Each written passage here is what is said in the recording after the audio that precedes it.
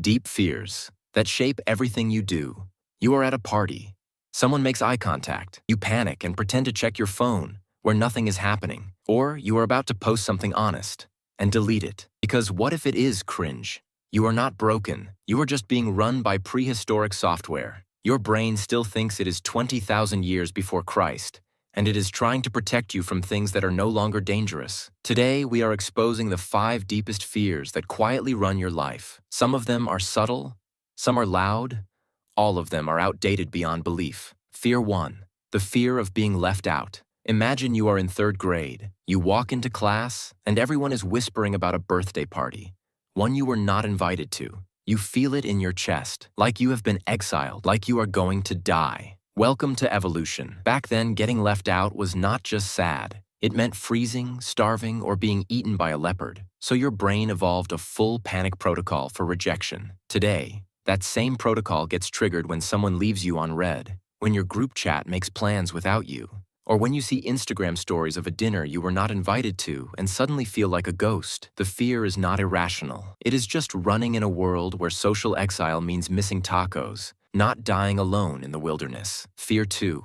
The fear of failing in public. You are giving a presentation. Your heart is pounding. Your voice is shaking. You are convinced they are going to find out you are a fraud. Spoiler alert, they are not. But your brain does not care, because back in the day, public embarrassment meant tribal shame, and tribal shame meant no food, no protection, no future. So now you overprepare for meetings that no one remembers. You rehearse casual texts like they are Shakespeare, and you feel like any misstep equals social death, even though the worst-case scenario is that someone thinks you are mildly awkward for 3 seconds. By the way, your "I need to be perfect" habit is not a sign of high standards. It is trauma wearing a productivity planner. Fear 3. The fear of losing control. You are in the back seat of a car. You are not driving.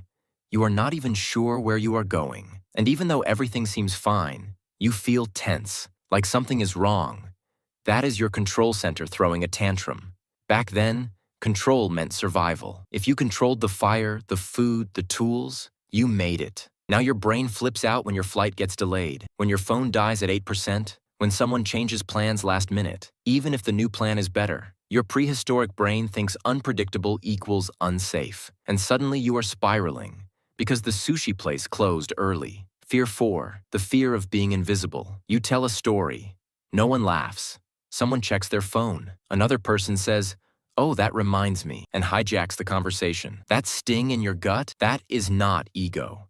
That is survival panic. Because in the past, if no one noticed you, no one helped you. If you were not seen, you were not protected. Now, you chase validation. You chase likes, compliments, recognition, and some sign that you matter. Not because you are shallow, but because your brain needs confirmation that it exists. This is also why social media feels like a drug. Every scene, every heart emoji is your brain whispering, "Ah, I still count." Fear 5. The fear of not being enough. You scroll. Someone younger than you is already successful. Someone older looks better. Someone you do not even like is somehow winning. And suddenly, your life feels wrong. Like you are behind schedule. Like you failed a race you did not know you were running. This is your comparison reflex. It is your prehistoric threat scanner doing what it does best. Back then, if someone was stronger, faster, or more resourceful, you were at risk. Today, you get a wave of existential dread from someone's vacation photos. And the scariest part? Your brain never tells you when you are enough. It only knows better. Better than them. Better than yesterday. Better than yourself at 2 a.m.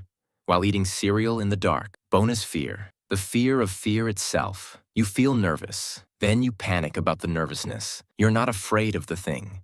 You are afraid of feeling afraid. Congratulations. You are now stuck in a feedback loop. This is how your brain turns one awkward email into a full-blown identity crisis. You are not running from the situation. You are running from your own alarm system. Final truth. You are not lazy. You are not broken. You are not too sensitive. You are just being emotionally micromanaged by a brain that evolved to survive jungle tigers, not Google Calendar. These fears are ancient, but they are not permanent. And once you name them, you can shrink them. You can laugh at them. You can pat them on the head like, "Thanks, brain, but I am not being hunted. It is just a group chat." If this made you feel weirdly seen and slightly attacked, You are in the right place. This is where we unpack the fears, glitches, and bugs inside your skull. So subscribe for more prehistoric panic, 21st century breakdowns, and other stuff your brain does when it is trying to help, but mostly just causes problems.